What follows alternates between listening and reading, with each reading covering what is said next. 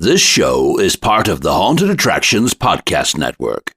Find all of our shows at hauntedattractionspodcast.com. This is Haunting the Globe. Short but intense interviews from haunted attractions around the world.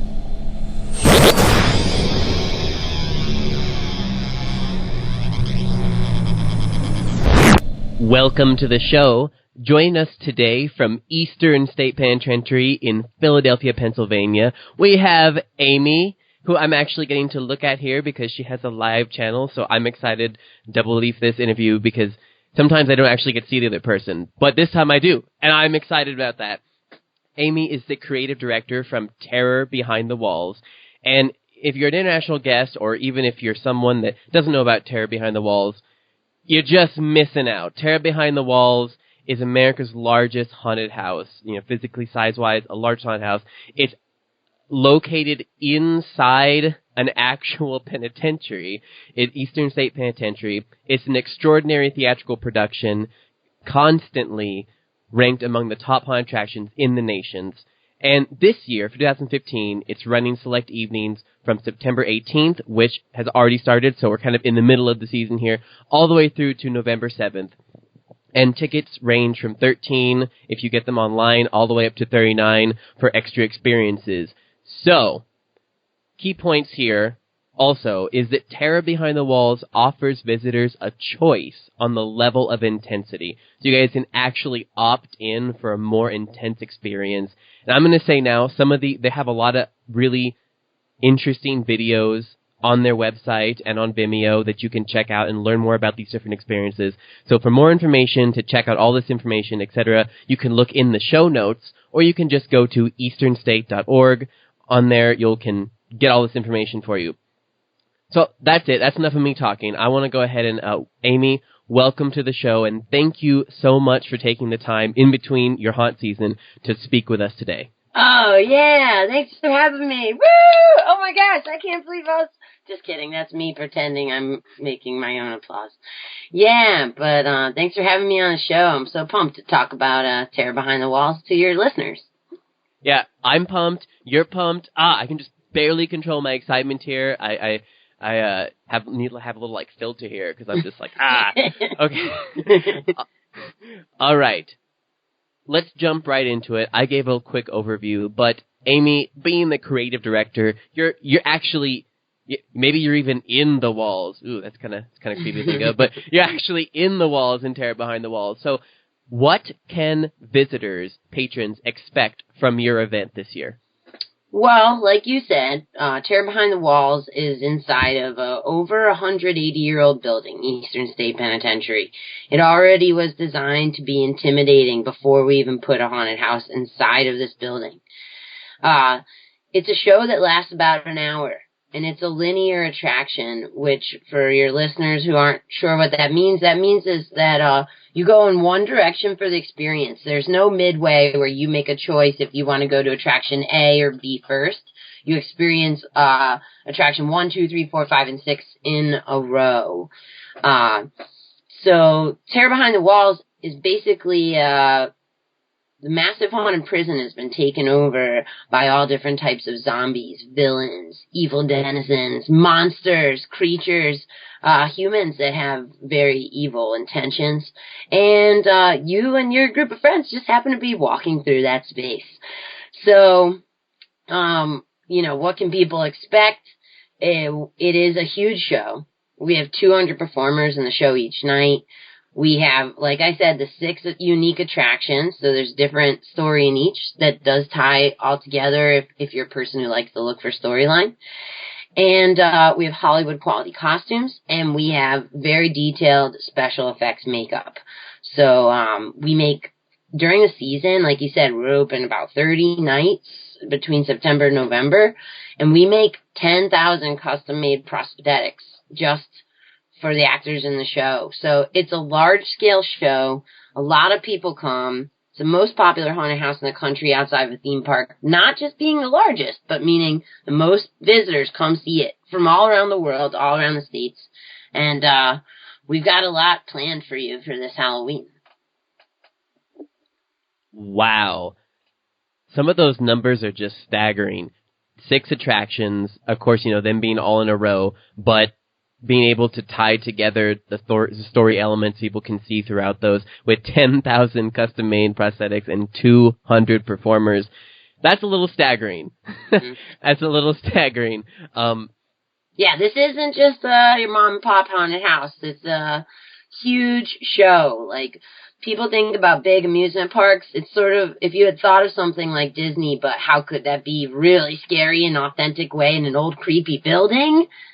Yeah, this is that.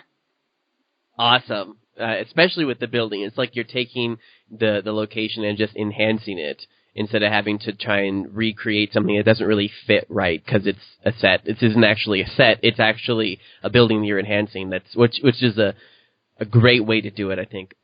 Right. And it challenges us because the building was designed to be intimidating, built in the 1800s. So we really want our acting, our costumes, our makeup, all those things to match up with the authenticity of the building. So, it wouldn't make sense if you just saw a little costume that you could buy at your local Halloween adventure inside of the show. It has to be epic. That's true. That's very true. You have to make sure you match the building, and I'm sure there's also a lot of logistics that go into working with such an old building in and of itself, right? Yes. Wow. Well, so we talked a little bit, but before we get into your innovations for this year, let's take a moment to take a step back in time. And if you can, I want you to take us briefly through the history of your attraction and how you got to where you are today. Okay. Well, I should first say that Eastern State Penitentiary was opened in 1829 as a real functioning prison. It housed notable inmates such as Al Capone, Slick Willie Sutton, the bank robber, and it closed in 1971. It was open for a long time. A lot of scary things happened there. And then the building sat and decayed for several years. The crumbling cell blocks sort of started creating this awesome scene, and people had to come in and decide what would happen with this building. They wanted to make it into a museum. But first they had to raise some money to make it safe enough for people to go to. So in 1991, which we called the first official year of the Halloween event, there was a costume party. And what was really featured about this special event, which is so funny now, was that the building would be bathed in dramatic lighting. I mean, that's crazy now to think of. The money and effort that we put into lighting the building alone, besides all the other things that are in the show, to think that was the featured element of this party is pretty crazy. So it started as a Halloween party, and a couple of years later, they sort of developed, said, what can we do? It's creepy. We want to raise more money. So they had some of these lantern-guided tours, and visitors had to wear hard hats. The building was still in a state of ruin. And they had sort of theatrical vignettes. But they weren't necessarily themed at all around Halloween. You were walking through a creepy building, and you might walk up to the good witch Glenda, from Wizard of Oz, is that her name? And just these really bizarre things, And it was in 1998 this evolved, and they decided, let's make this a real haunted house. Let's call it a haunted attraction, and it was branded as Terror Behind the Walls. It had 3 attractions in it, and that was the first time it was called a haunted house. From there, it grew. In the early 2000s, we started being ranked number 1 in the country. I believe in 2008, we were ranked number 1 by AOL, which I know right now AOL isn't the most popular media outlet. Yeah, AOL. AOL, thanks a lot. But back then, that was a big deal. And since 2008, we've been consistently ranked the top 10 in the country. We've had shows come out like Good Morning America, Forbes magazine called us number 1. And we're just renowned as one of the most awesome epic haunted houses that you could ever go to. And now, we are, like I said, the most popular haunted house in the country. We run for 30 nights, and this, we're really excited to say, is our 25th season. Yeah, that's incredible. I still go back to the 1991, the costume party. Man, that's crazy. To think that all of this 25-year history got started with a costume party and lighting the outside, and man, that's some pretty cool history there. Yeah, and it's unique. You know what's unique, if you don't mind if I say this, Phil? Terror Behind the Walls is a fundraiser. You know, really when they wanted to have a Halloween costume party in 1991, it was to determine how can we raise money to open up this building as a historic museum. And that's always held true even till today, the 25th season. Terror Behind the Walls functions as a fundraiser, raising money for the museum so people can come every day all year round to learn about the history of Eastern State Penitentiary. So it wasn't just something we wanted to do. No one owner, one guy came in and said, hey, I want to make a lot of money off of Halloween. Nobody did that, and no one's just said, well, let's scare people, that'll be fun. This is something that's always had a cause, and it's really important. You know, the money that Terror Behind the Walls raises makes it safe for visitors to walk through a building during the day, makes us able to fund arts and cultures projects that the government can't put money into right now. And it allows visitors from all over the world to learn about an important part of American history. So that's pretty unique that we have a mission like that. Well, a mission that has such a long legacy, too. Yes. I mean, you know, after when it closed in 1971, then the transition for it into a museum, and then from all the way, I mean, this is an attraction that goes back to, like you said, that original closure and wanting it to transition and preserve this piece of history. And then you're like, well, let's add a new dimension to that piece of history by creating an event that's in October that helps us bring that to life. Mm-hmm. Yeah, it's a sustainable fundraiser. I used to, strangely enough, I used to work for the Girl Scouts, you know, awesome nonprofit doing good work, and their fundraiser is the cookies. You know, Terror Behind the Walls is the cookies of Eastern State Penitentiary Historic Site. That's gonna be a quote. I'm calling it. That's gonna be a tweet. You guys out there, that's the tweet of the interview. Okay, well, that is a great, rich history full of a lot of passion for history. So, fast forwarding now to 2015, it's your 25th year. And I know that you guys have a lot planned and a lot of interactive experiences planned, but I'm going to let you go through that. Because again, creative director, not creative director. So, can you walk us through briefly the innovations that you have ready for this year? Yes. So, Terror Behind the Walls this year, tying to the interactive experience you talked about, visitors get to make a choice. If they want to opt in for the more intense experience, they'll be given a tracking device and marked with a bloody X on their cheek. Now, I say tracking device. The truth is, it's a glow necklace. But it allows the villains inside to track you and see you and know that you want the more intense experience. So this year, we designed 2 brand new attractions that are both designed for this interactivity. Now, you can still go through without the glow necklace on and see these awesome sets and be scared, and rest assured you won't be touched. But they are designed to separate people, to split people up so they have unique experiences. So the 2 attractions, they're at the end of the show, one of which is called Quarantine in 4D, and that's a blacklight attraction that while you're in the infirmary, which is the attraction prior to quarantine, you sort of learn that there's a infection in the air. So, while you're in quarantine, of course, everyone has to be put into quarantine. You experience some of the effects of this infection and potentially experience hallucinations.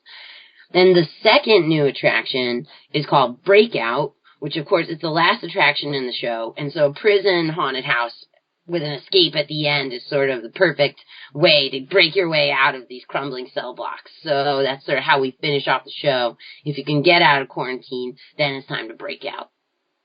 Oh, awesome! Yeah, and there's some neat videos about that too. I was just watching the Breakout one on your Vimeo, which is really neat this year too.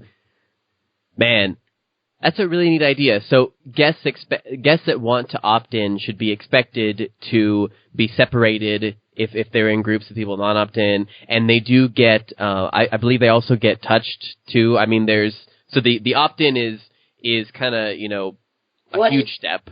Right. Opting in, so if you wear the glow necklace, or tracking device as we call it, it means you could be touched, it means you could be grabbed, it means you can be taken away into a dark corridor and separated from your friends. So, we do allow people, we're a huge haunted house. You can kind of design your scare your own way at Terror Behind the Walls. If you are too scared at any point in time or don't want to be separated from your friends, you can pull off the glow necklace and just drop it to the ground, which I can tell you, I do put on a costume and makeup sometimes and scare people, and it's very satisfying when you see someone go pop, and they just pull that glow necklace off and it flies through the air. You see the glow fly and hit the ground, and then they usually run away and you relinquish. You just know that you just scared them and it's on to the next one. So it's a pretty awesome feeling. That's not our goal, but what we like is then that person can still go through the rest of the show and rest assured they won't be intentionally touched or separated from their friends. It doesn't end their experience, but they know if it gets a little too intense for them, they can sort of take a deep breath and continue on. Oh, that's awesome. That's a great idea, too, so that you don't interrupt the flow of the haunt or anything like that, and guests can still see the whole thing instead of feeling like they need to stop and then leave or go through an emergency exit or something like that. Right, yeah. Like, our goal with a more intense experience is to allow people who want that to have it while still allowing customers who are too scared to do that to go through and experience the show. And they still get scared. You're not just walking through a field of daisies. There's a lot of people, I'm a pretty talkative person. There's a lot of people in Philly who tell me I'd never come because it's too scary. And typically by the time the conversation ends, I convince them to come. But not everyone can opt in, We did have, last year, we had about 65% of our customers start the show with a tracking device on. I don't know the percent of people who leave the last attraction with it on. I wish I had that number to know, like, how many people opt out. But I know a lot of people want to try it. And it's the age of engagement. People want to be in it, So That's really exciting for us. We feel like there's all these trends out there of engaging with social media. And so this is the way we do it, where you can step into the show and have that full-on engagement. I love it. I couldn't agree more, especially you see with the millennial generation much preferring individualized experiences over materialistic components. They'd much rather go every weekend to an interactive experience than they would buy a house. Right. I mean, so much more, right? And so I couldn't agree more, and I love that idea, especially because it allows people to keep going. I think that is a key too that's very unique, even in terms of interactive experiences, because there are different types of interactive experiences across the country, but one that allows you to keep going even after you opt out is very unique, I think. So, All right. It's been a lot of information about Terror About the Walls, and one more time to remind those listening, you can go to easternstate.org, or obviously you can just Google Terror Behind the Walls, or you can go and figure out more about this, watch the videos, check it out. If you're in the area, go see it. If you're not in the area, check out the videos and all of the elements anyway, because it's really fun to watch. I speak from experience.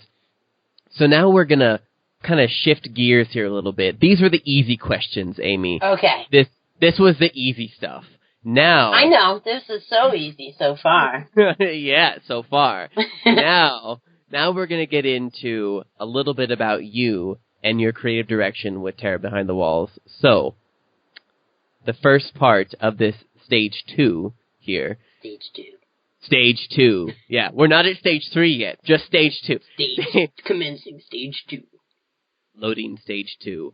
All right, Stage 2, Phase 1. Amy, why did you get into the haunt industry, and what motivates you to keep going? Well, I actually am someone who wants to make a difference in the world, and I was working in an AmeriCorps program, and you don't get paid a lot of money while you do make an impact.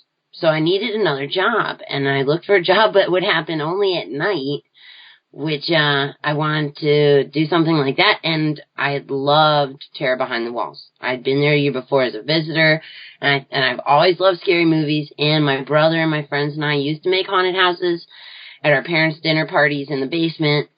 So I I thought this would be cool. And I remember going to audition the night before and making scary faces in the mirror. I put on like a black tank top and black eyeliner and like really trying to look scary, because you never grow up and people tell you like it's okay, especially as a girl, like to be scary. So I gave it a shot. I auditioned. I'd always loved acting, and I got the job. And I started as an actress back in 2005. And I've worked my way up the ranks at Terror Behind the Walls to become the creative director mastermind that I am today. Oh, dang. Man, from AmeriCorps to going to that first audition with your black tank top. Yeah. I could see it. I wish I had like a photo collage you'd stick in there and be like, ah. Yeah. Yeah. And so how does, that's very interesting too that you started off as an actress and, you know, especially in that direction that you did and moving up to creative directing, you know, kind of what motivates you to keep going? Is it the feeling that all of it is, or is it kind of that passion for the showmanship? Or, I mean, obviously this ties back to your want to make a difference because, like you said, this is raising money to allow this historical museum to continue to function and also to put in, you know, like you said, subsidizing other arts programs in the area. Mm-hmm. So is it that, or is it the passion, or is it that feeling that I'm sure if any of you are haunters that are listening, that feeling that you get when the show's coming around of connection and of unity, you know, what is it that does that like passion that keeps you going? Well, I mean, you definitely hit the nail on the head with a couple of things. Like, you know, it's a fundraiser, so that's important. But what I really love is like breaking the day-to-day mundane routine of life. For a quick story, last week I felt like I had to motivate one of my attractions to be scarier. Night one, they were scary, but I didn't think they were scary enough. And I thought, how can I make a change in one night to train these actors to really pump it up? Like, that's not easy. So I literally walked through the attraction, which is called Lockdown. It's an intimidating attraction. It's a cell block from the 1800s. And when I headed over there, I took a sledgehammer with me, a prop sledgehammer. And I walked from one end of the attraction to the other. And I could feel this aggression and anger building inside me. And I felt like, what do I want these actors to do? I want them to act like this is real. I want them to strike fear into people's hearts. Like, this isn't playing around. You know, and so I really started taking all that stuff into me, and I just did this walk, and then when I got to the end of the walk, the actors were there in their pre-show meeting doing their warm-ups, and I just came right into the circle and took over the meeting, holding my sledgehammer, and told them, like, listen up, Lockdown, this needs to be really scary, and here I am, still holding this sledgehammer. I was like, do you think I'm joking? I'm not messing around. And now here I am giving a speech almost as a character while I'm still wearing like a suit and tie. But I'm holding a sledgehammer, and I modeled for them what I wanted them to see. Now that feeling of rage and anger is not acceptable for me at all to display in this normal world. It's not. It would scare most people. It might make some people call the police. I mean, someone might hear me outside this trailer right now and be worried. But they saw that. And when I went back through the show that night, they took it into their souls, and they were murderous. And it was awesome. And I could see this one actress I know, her name is Tara, who is super versatile actress. And the night before, she had been doing this thing where she bobbed her head around that was creepy. She was like, making this weird noise, and it was good. But after the speech, when I came through, she was working a spark grid, and she looked like she was going to rip people's faces open with that. And she had driven this deep voice from her throat. And I was like, yeah, that's authentic. That's believable. So somehow, you know, that worked. And what motivates me is allowing myself to, like, touch those emotions, those feelings that aren't okay for us to tap into every day. We can do that as haunters. So that's something I love to do. I started as an actress, and I had to find that motivation. And one of the reasons why I think my staff would tell you I'm such a good creative director is because I know what it's like to scare people night after night, thousands of times. And I remember that, and that's how I connect with them. So I'm motivated from those feelings. I'm motivated when I see my staff killing, murdering, but we call it that, but they're not really killing, I should say, for your blog. I'm getting a little excited. Yeah, you and me. They're scaring people. But I see that, and then I see the visitors who are screaming and then laughing and then buying photos at the end of their experience because some reason they want to remember this forever. I mean, the whole thing is awesome. There's nothing like it. You know, I'm here today at a film studio, and they're making movies people can watch, and that's awesome. But I'm making a movie you can step into, and there's nothing like it. So that's what motivates me, you know. Is that too much? Did I go a little too crazy? No. I like the angle. It sounds a little bit too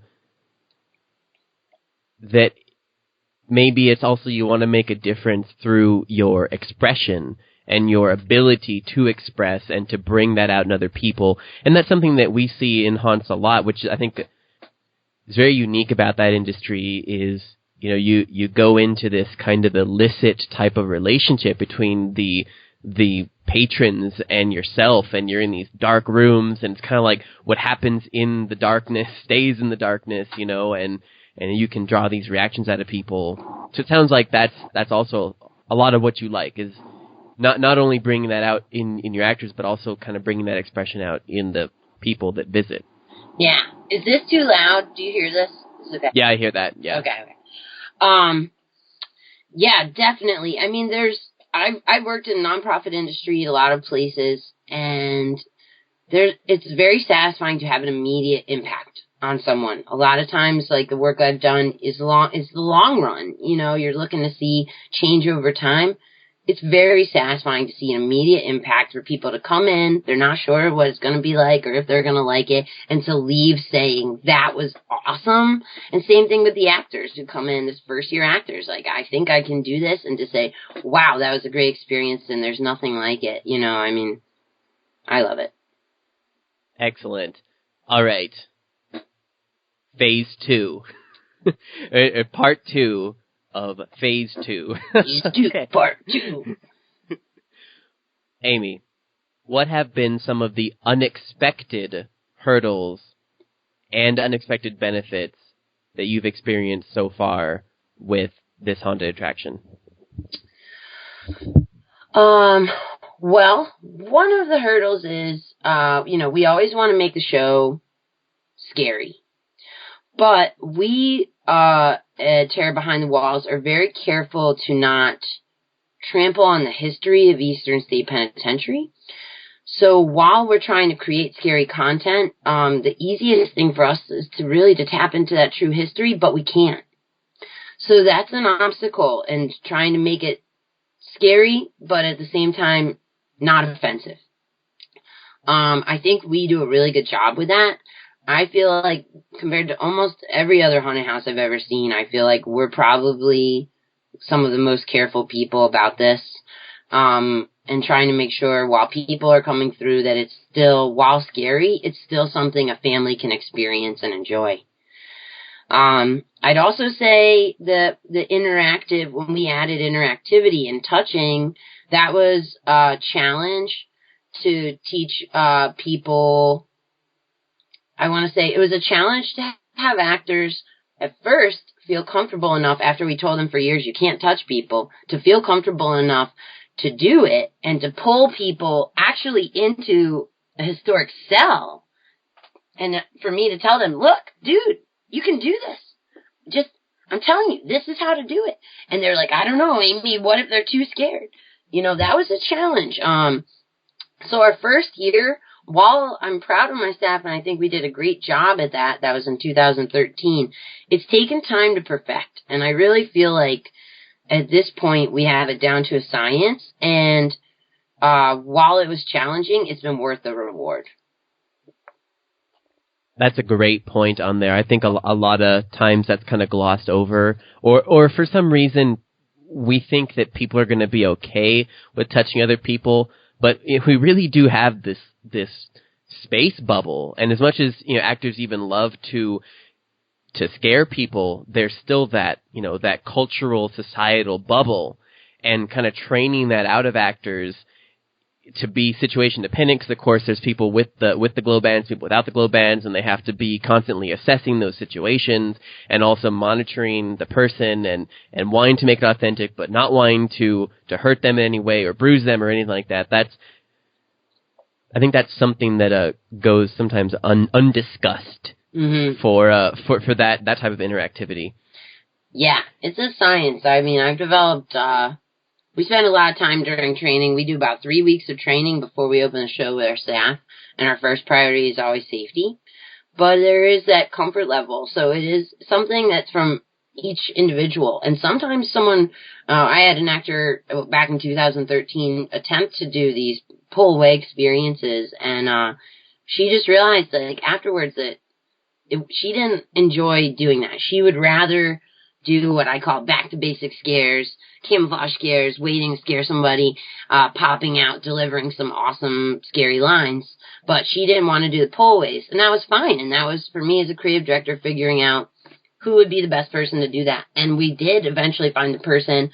After she stepped out of that role, the next actor to step into it just was excellent. Oh, man. People would come out of there saying, first of all, they're scared. I heard one person come out of there once, out of the interrogator's chair, and he's like, that dude should get an Oscar. And that's not something you hear a lot at haunted houses, people saying the actor in the haunted house should get an Oscar. But, I mean, I've gone to some workshops in different industries to sort of learn how to do this the best, and I really think what we're doing is super cool, and I think we've got it right now, Excellent. Okay.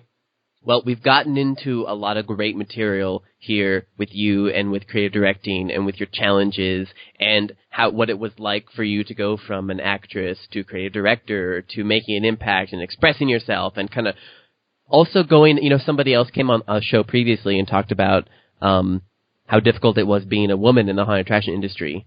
And, I see some of those elements in here too, where you're going against the norm. You want to be able to express yourself, and you're doing that here. And, of course, that's everybody. I'm not saying, I can't go out in public and do stuff like this either. But, that's, so the benefits of being able to connect with people and impact them and have that immediate impact. Mm-hmm.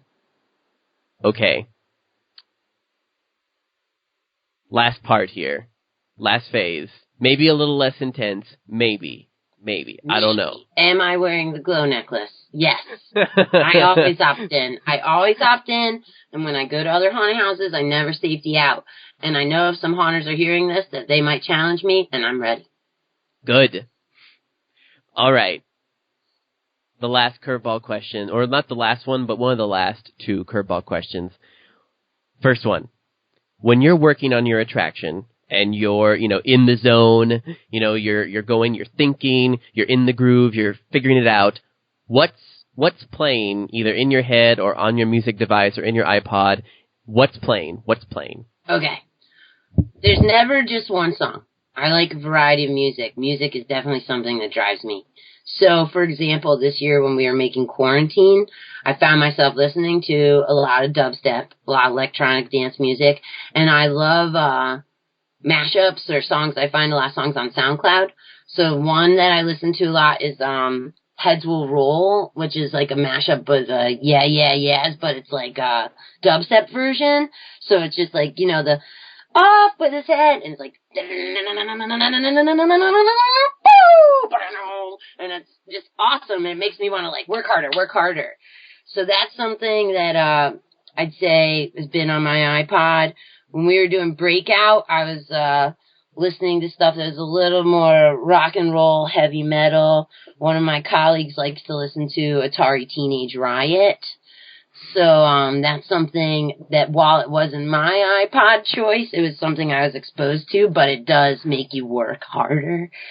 And then lastly, if I'm more sitting on my computer and start trying to dream up some stuff, or transitioning from my daytime job into working on this stuff, I've actually been listening to some spooky stuff that's in our speakeasy this year, which is a new space we have in this show. So again, like mashups, but I was listening to the Fever song, You Give Me Fever, and with a little bit of an extra beat in it.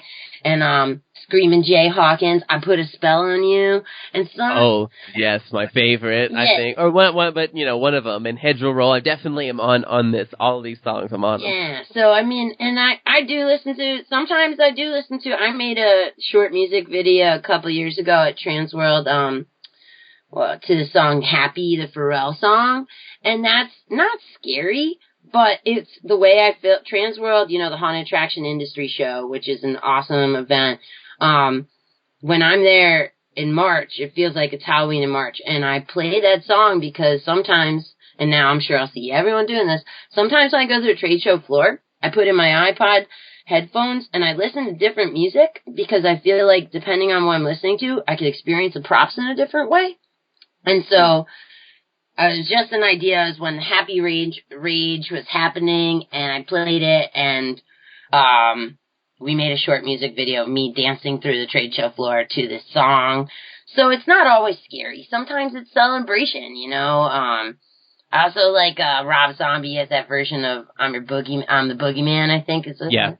So, and I love the new there's a dubstep version on SoundCloud of Down with the Sickness, which I shouldn't say everything, but if you come to our show this year, I guess I'd encourage you to be down with the sickness. Yeah, definitely. Well, again, one of my favorites from Disturbed there, yeah. Mm-hmm. Yeah. Because I'm happy. Yeah. Not for long if you're down with the sickness. Yeah. Like that matchup, Awesome.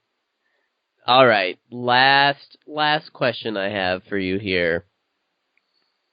And this is a especially good one because of the historical significance of your attraction.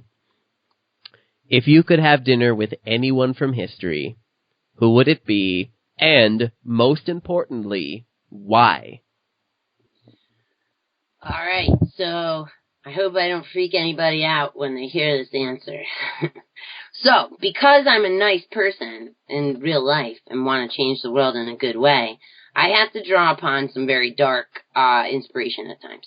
So, the person I would have dinner with is H.H. Holmes, who's America's first serial killer, and he was executed in Philadelphia at the end of his horrible reign of terror. So why H.H. Holmes? Okay, this guy made a real functioning, scary, haunted house. Not haunted by ghosts, not haunted by actors, but he himself set up this hotel in Chicago during the Chicago World Fair and built a whole floor of this hotel that was a maze. And this dude was murdering people in there. I think 9 recorded deaths, but they think over 200 people were murdered. And he had like laundry chutes in the wall. He would chop people up, throw them down this laundry tube. They'd go down to the basement so he could take care of the bodies later. I mean, also, as a serial killer, he was one of the few serial killers to graduate from college. He finished medical school. Very unique. Smart guy. When he had this hotel built in Chicago, now I work with like an awesome team of 6 technical set design experts. This dude had different teams coming in around the clock, and he didn't show the blueprints to anyone.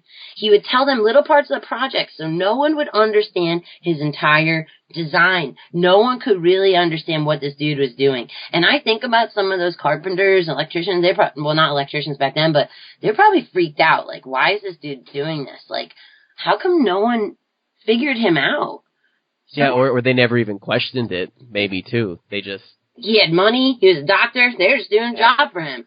But, like, this guy, if I really want to take this to some serious dark levels, was, like, the first person to ever make a haunted house. But, like, he really murdered people, which I don't do, but I would love to have dinner with him and hear about, how he designed his maze.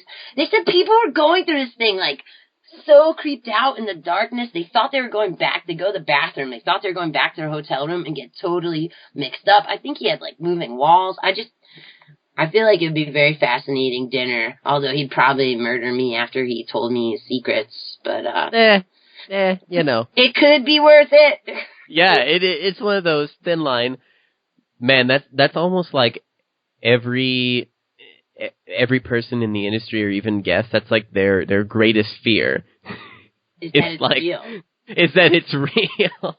Yeah, know. exactly. I know, and like I'm not saying that because I'd ever do something like that. I definitely wouldn't, but to feel like I'm the creative director of the best haunted house in the country, which I'll say, I'm sure a lot of people on your show will say that their show's the best. I'll say my show's the best. I feel like I really have to understand evil, and I feel like having dinner with him would help me. Well, I think that's an excellent answer. Delete. I'm gonna have to make sure she doesn't know my address. No. We're leaving it in there. It's gonna be awesome. All right. Well, that's it. It's been a great interview and a great time that we have shared the laughs and the history and the songs and the mashups and talking about the worst fear of anyone that goes through a haunted house. And all of these great elements. So, one more time, for those of you listening, Terror Behind the Walls. Film. Go ahead. Yeah.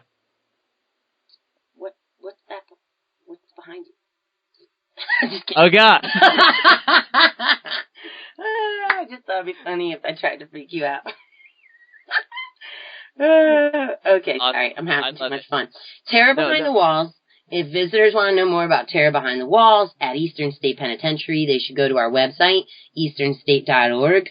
If they want to come out this season, the best way to buy tickets is online in advance. They can skip the lines. They get the tickets cheapest online.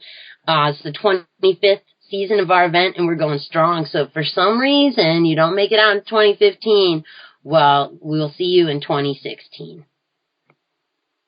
I love it. That's it. I got nothing else. Do you have anything else? Just that, what I ask my staff all the time, once it's this time of year, I ask them, what time is it? And the correct answer is, terror time.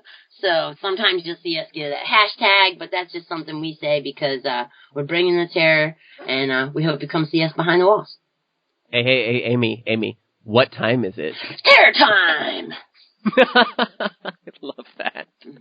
Oh, man. Anyone listening out there, totally hit me up on that. That's going to be our new inside joke for this show. Well, this is great, Phil. Thank you so much. Of course. My pleasure. This show is part of the Haunted Attractions Podcast Network. Find all of our shows at hauntedattractionspodcast.com.